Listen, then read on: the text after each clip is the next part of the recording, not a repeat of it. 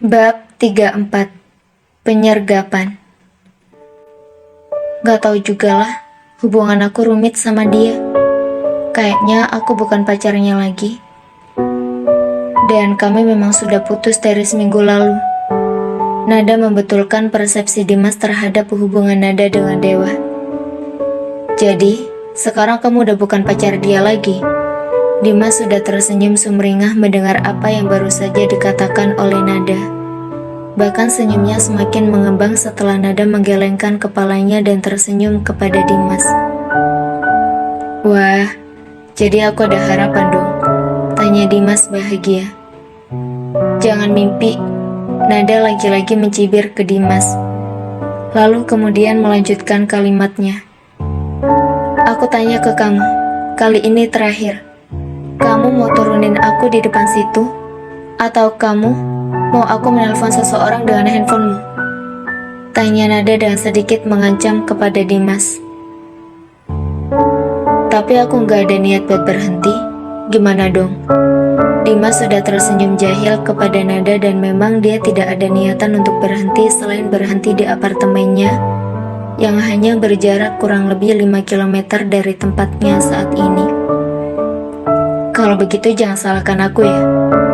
Nada membuka kontak handphone Dimas. Namun sebelum Nada sempat untuk memencet nomor yang ada di sana, suara sirene polisi sudah semakin mendekat dan menghimpit mobil Dimas hingga membuat Dimas terpojok dan harus berhenti karena kepungan polisi. Haduh, kenapa nih? Kamu gak jualan narkoba kan? Selidik Dimas ke Nada. Mana ada? Ngelihat bentuknya aja aku belum pernah kok. Jangan-jangan kamu mafia lagi, pembunuh bayaran. Tok tok tok. Belum sempat Dimas meladeni sindiran Nada, kaca mobilnya sudah diketuk seseorang dan memaksa Dimas untuk membukakan jendela mobilnya. Radit, turun dari mobil sekarang. Radit menengok melalui kaca jendelanya dan memerintah ke arah Nada dengan tatapan matanya yang sudah tak ada lagi senyum di wajah Radit, menyuruh Nada untuk turun dari mobil Dimas. Klek.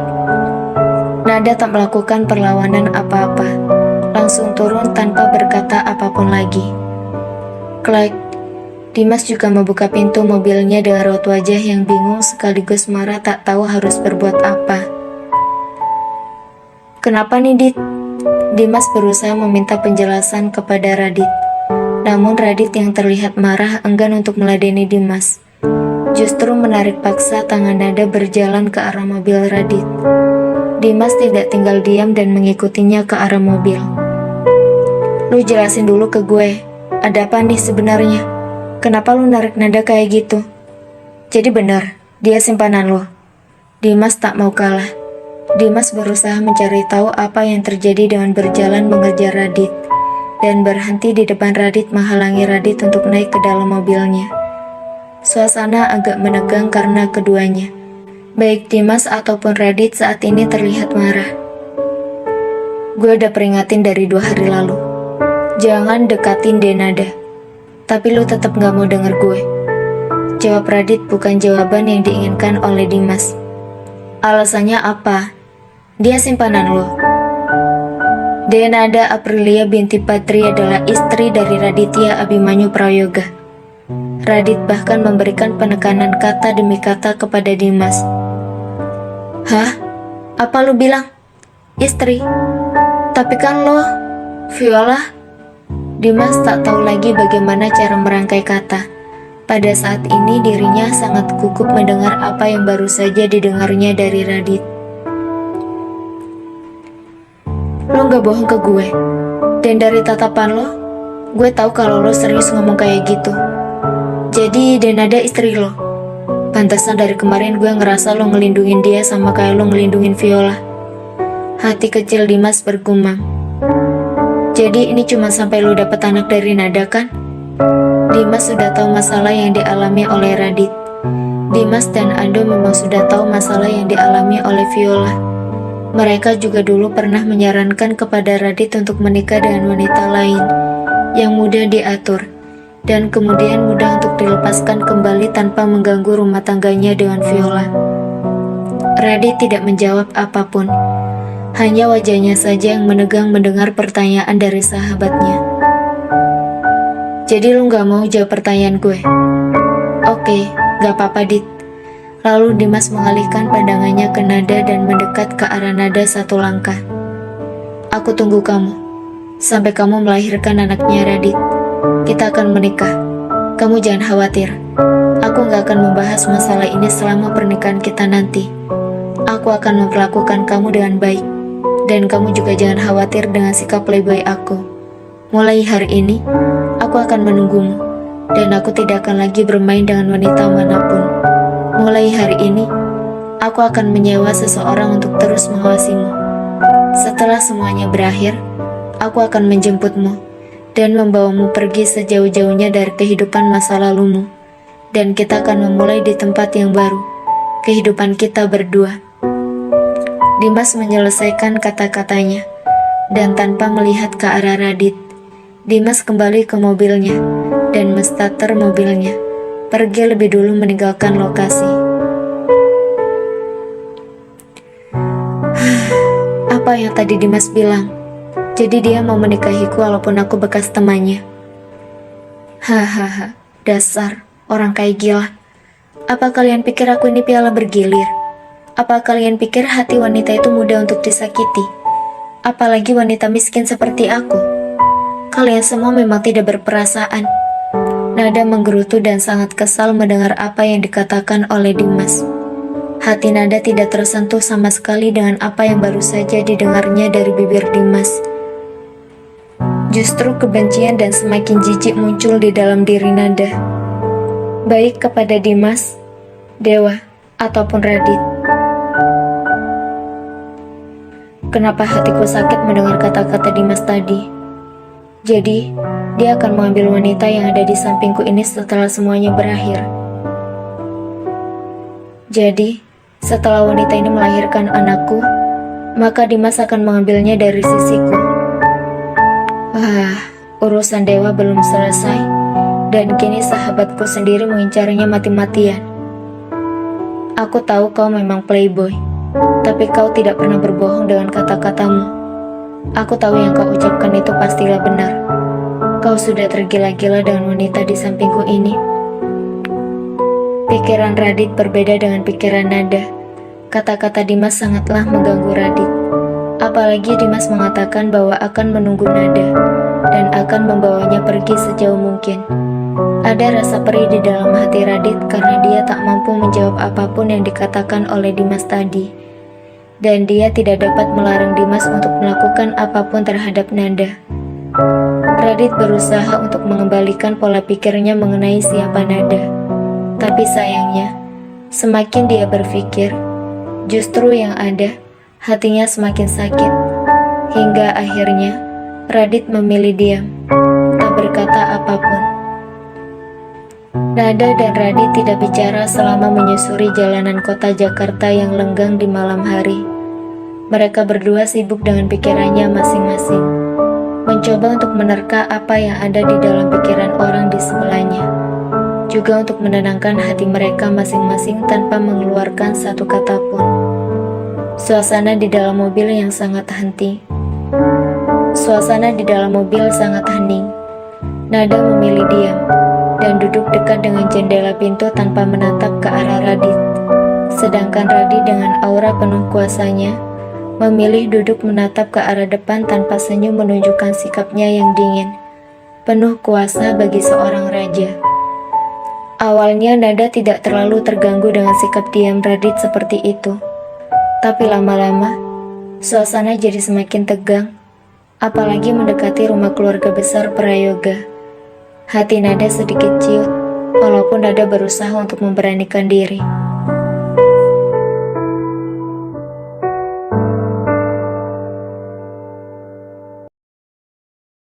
Bab 35. Aksi diam. Apa aku minta maaf aja ya di sini? Mumpung belum sampai rumah, supaya aku gak dapat hukuman lagi. Kekhawatiran Nada mulai muncul, sehingga membuatnya sedikit panik hingga meremas kedua tangannya. Apa yang dipikirkannya? Dia terlihat mulai gugup.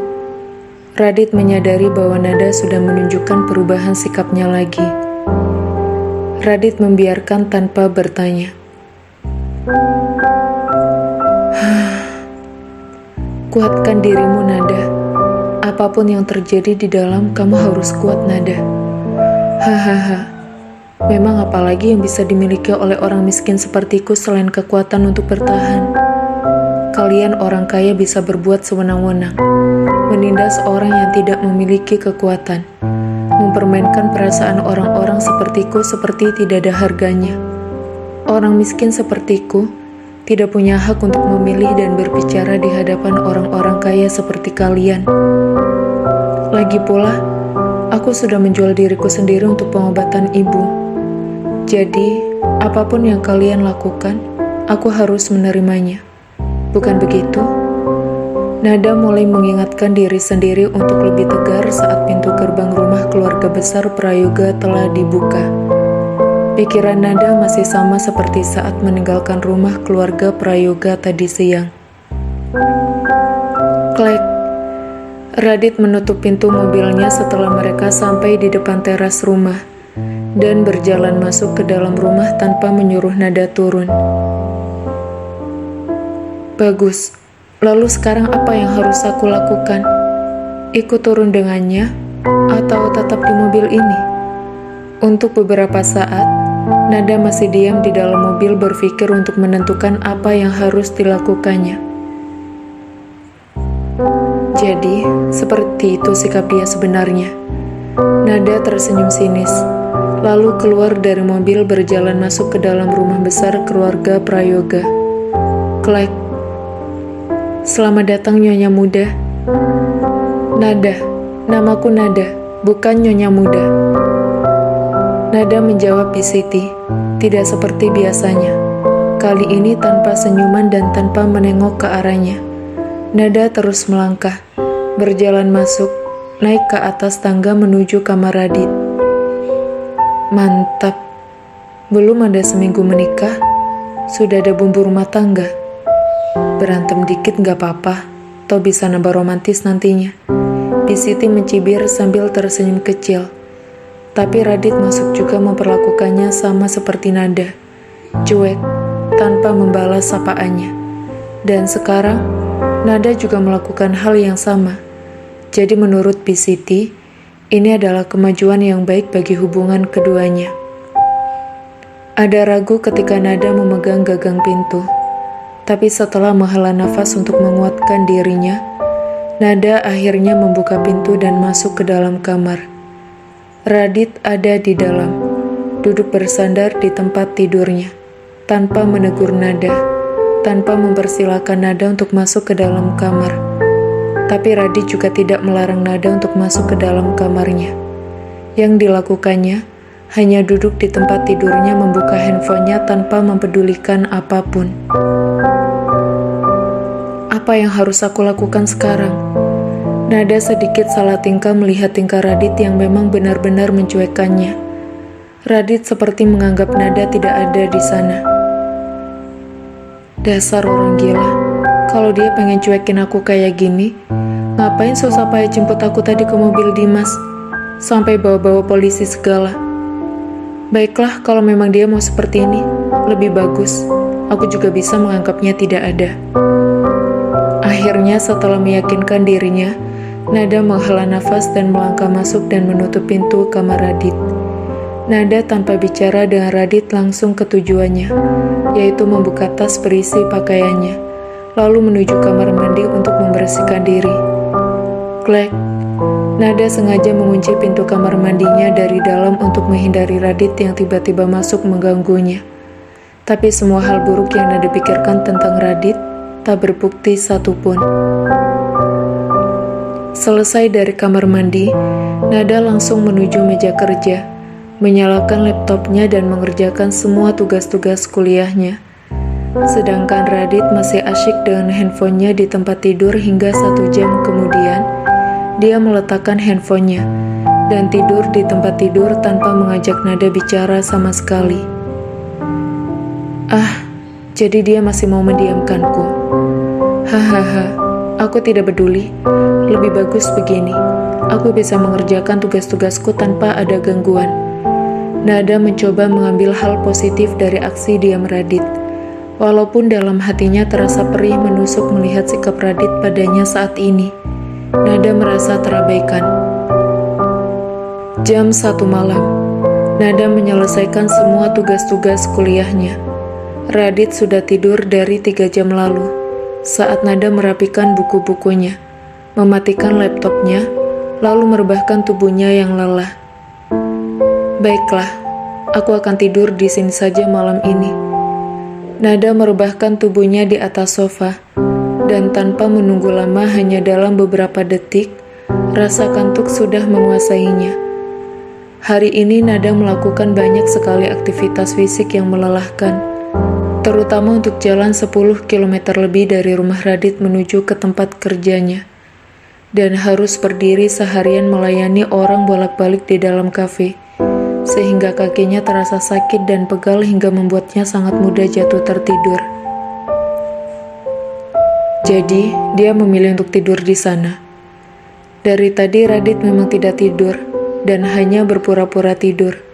Rasanya Radit juga ingin memejamkan matanya dan tertidur, tapi entah kenapa, matanya tak bisa terpejam. Kau bahkan tidak menyampaku atau sekedar meminta maaf atas kesalahanmu. Apakah kau merasa tak bersalah dengan meninggalkan rumah ini tanpa seizinku? Dan kau juga merasa tidak bersalah dengan pergi bersama sahabatku? Kenapa dadaku terasa sesak seperti ini? Ada sedikit perih di hati Radit saat mengingat Nada di dalam mobil bersama Dimas dan mendengar kata-kata Dimas tadi untuk Nada. Untuk beberapa saat dari kejauhan, Radit hanya mengamati Nada yang sedang tertidur di sofa. Radit tidak mendekat, hanya membiarkan saja Nada tidur sangat pulas di sana.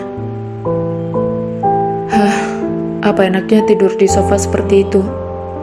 Aku mencobanya kemarin, dan tubuhku semuanya terasa sakit. Apa dia ingin menyiksa dirinya sendiri dengan tidur di sana? Atau mencari belas kasihanku kalau dia sakit nanti? Tersenyum kecut dan kemudian berdiri dari tempat tidurnya, mendekat ke arah sofa dan bersiap untuk memindahkan Nada ke atas tempat tidur. Ibu, sembuhlah. Nada lagi-lagi meracau di dalam tidurnya. Kali ini dengan memanggil nama ibunya dan menitikkan air mata, walaupun matanya masih terlelap tertidur. Kali ini kau menyebut nama yang lebih baik untuk didengar dalam tidurmu. Apakah kamu juga akan menyebutkan namaku juga di dalam tidurmu? Lalu, kamu akan tersenyum atau menangis saat menyebut namaku dalam tidurmu? Ada rasa senang dalam hati Radit saat melihat Nada tak lagi menyebut nama Dewa di dalam tidurnya. Tapi, ada rasa gelisah di dalam hatinya memikirkan bagaimana perasaan Nada saat menyebut namanya di dalam tidurnya. Kau berpikir apa, Radit? Kau sudah gila. Kenapa kau ingin dia memikirkanmu dalam tidurnya? Hahaha. Radit tak berani melanjutkan kalimatnya, dan dia juga tak berani memindahkan Nada ke tempat tidur. Tiba-tiba saja, hati Radit terasa sakit dan memilih untuk membiarkan Nada tidur di sofa itu sampai pagi. Walaupun Radit sendiri tak tidur di malam itu, masih teringat dalam pikiran Radit bagaimana ketika tadi dia mengetahui bahwa Nada tidak ada di rumah. Seluruh ajudannya mencari Nada, tapi tidak menemukannya. Jejak Nada diketahui hanya sampai membuang sampah di tempat sampah, dan kemudian tidak ada lagi tanda-tandanya. Mereka tahu bahwa Nada berlari, tapi mereka tidak tahu kemana Nada berlari. Tak ada seorang pun dari ajudannya Radit yang menyangka bahwa Nada akan berlari sepanjang 10 km lebih dari rumah Radit menuju kafe.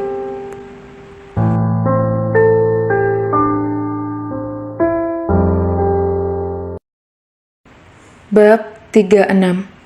Tidak peduli. Gadis bodoh. Bahkan dia berlari hingga membuat kakinya lebam seperti itu. Besok pagi kakimu pasti sakit setelah berjalan dan berlari sejauh itu. Radit tadi melihat ada lebam di kaki Nada berwarna biru, yang membuat hatinya terasa tak nyaman dan bersalah. Kau gadis bodoh, kenapa kau tidak bilang padaku kalau kau ingin berangkat bekerja? Apa karena kau tak berani masuk di saat aku sedang video call tadi? Kau menyusahkanku. Bahkan untuk mencarimu, aku terpaksa bangun meninggalkan tempat tidurku melepas infusku, keluar dan membohongi keluargaku. Hingga sekarang, akhirnya membuat tubuhku masih kurang enak badan. Kau berani sekali mengganggu istirahatku. Ada kegelisahan di dalam hati Radit, tapi entah kenapa, rasa gelisah itu sangat aneh baginya. Rasa itu sangat menyakitkan, sehingga ingin membuatnya menangis. Tapi tidak ada air mata yang keluar, hanya rasa sesak di dadanya yang tak tahu bagaimana cara menyembuhkannya. Radit tak pernah merasakan hal seperti ini sebelumnya. Radit tidak pernah punya pengalaman menyukai seseorang hingga merasa sakit hati. Wanita pertama yang disukai oleh Radit adalah Viola. Dan selama berhubungan dengan Viola, Radit tidak pernah mengalami sakit hati apapun.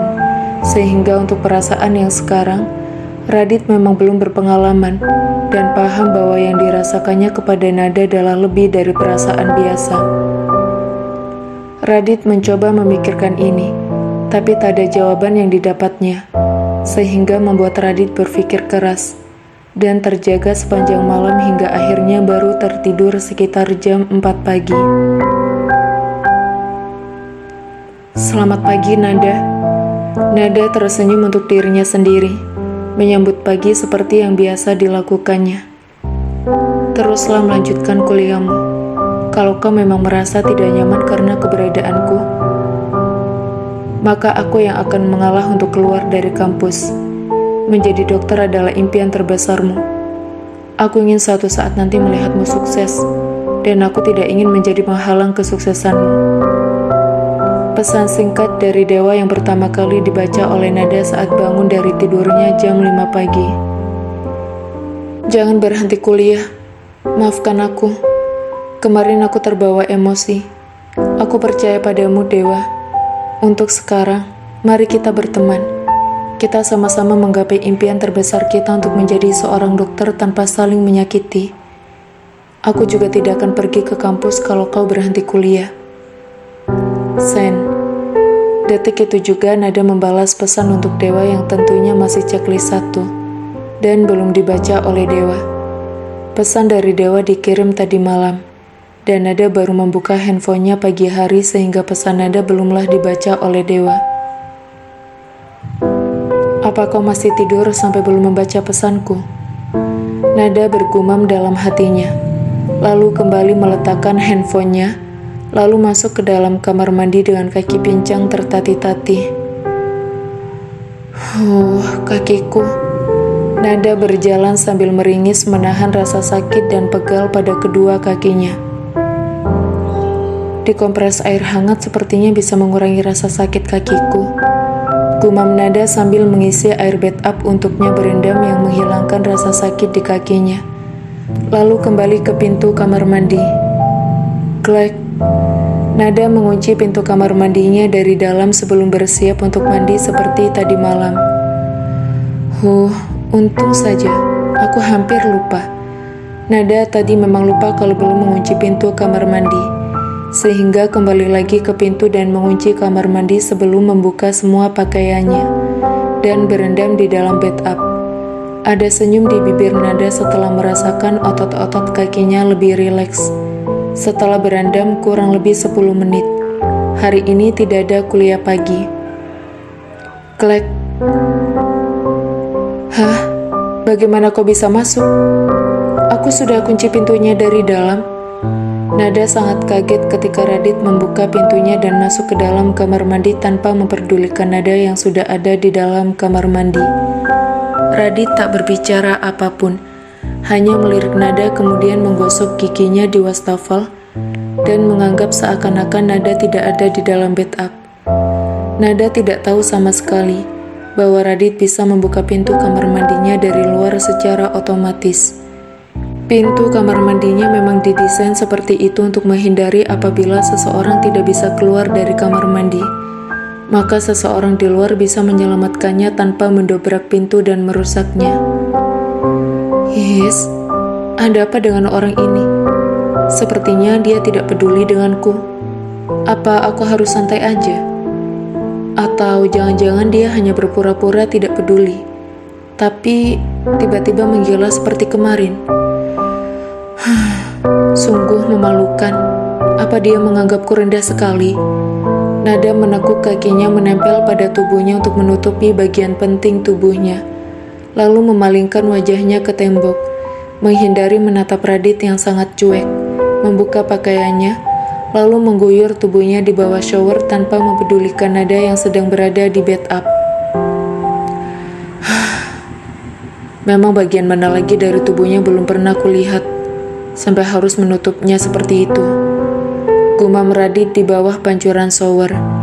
Radit tidak berbicara apapun. Sikapnya masih seperti kemarin malam kepada Nada. Setelah sekitar 5 menit mengguyur tubuhnya di bawah shower, Radit pergi mengambil jubah mandinya dan keluar dari kamar mandi tanpa menghiraukan Nada.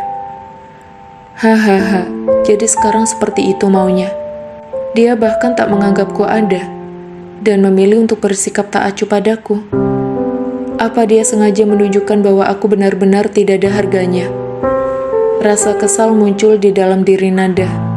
Hati Nada terasa sangat kesal dan panas, memilih untuk cepat-cepat keluar dan membersihkan tubuhnya di bawah shower, kemudian memakai pakaiannya. Baiklah kalau itu maumu, Tuan Muda Radit. Aku akan ikuti permainanmu. Lebih baik seperti ini, kita sama-sama tidak berbicara. Dan anggap saja kita tidak saling mengenal. Bukan begitu lebih baik? His, apa sih yang otakku pikirkan? Kenapa terus-terusan aku memikirkannya? Apa aku ingin dia memperhatikanku? No, ini tidak boleh terjadi. Ubah fokusmu, Nada. Berpikirlah hal yang lebih positif dan jangan lagi memikirkan masalah Radit. Nada akhirnya keluar dari kamar mandi setelah mencoba merubah fokus pikirannya. Klek, tanpa memperdulikan Radit yang masih menggunakan dasi di walk-in closet, Nada berjalan mengambil buku-bukunya yang ada di meja, dan juga laptopnya memasukkan kembali ke dalam tas, dan bersiap untuk berangkat ke kampus. Tidak ada kuliah pagi hari ini, tapi lagi-lagi dengan alasan yang sama, yaitu untuk menghindari Radit. Nada memilih untuk berangkat lebih awal. Didi, kau sudah di mana? Tanya Nada di sambungan teleponnya kepada Didi. Antar ayah, masih di rumah besar. Apa kau masih di rumah itu? Tanya Didi yang di ujung telepon. Masih, tunggu aku segera keluar. Klik. Nada mematikan teleponnya, lalu bersiap keluar dari kamar Radit dengan kaki yang masih tertatih-tatih walaupun tidak separah tadi saat bangun tidur. Klek.